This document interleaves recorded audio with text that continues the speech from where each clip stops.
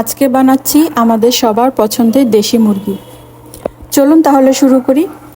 প্রথমেই কড়াইতে দিয়ে দিলাম পেঁয়াজ বেরেস্তা করার জন্য। তারপরে পেঁয়াজটা লাল হয়ে গেলে উঠিয়ে রাখবো। ওই তেলের মধ্যে আমরা দিয়ে দিব মুরগির মাংস। কিছুক্ষণ নাড়াচাড়া দিয়ে ভাজা ভাজা করে নিব।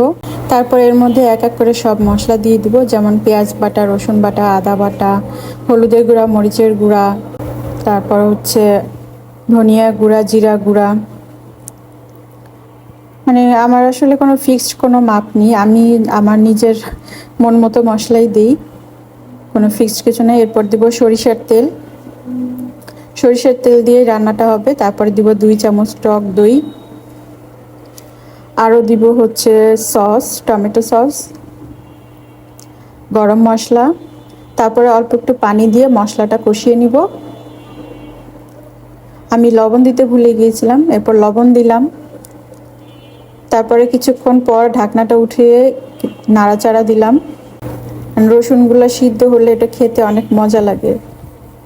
কিছুক্ষণ পর আমি একটু আলু দিয়ে দিলাম কতগুলো, তারপরে আবার ঢেকে দিই। এভাবে অনেকক্ষণ আমি নাড়াচাড়া দিই, অনেকক্ষণ ধরে কষিয়ে রাখি।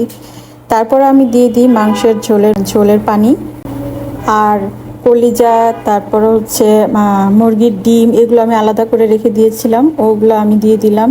এই তো আমার মাংসটা হচ্ছে। তারপরে আমি 4-5টা কাঁচামরিচ দিয়ে দিলাম।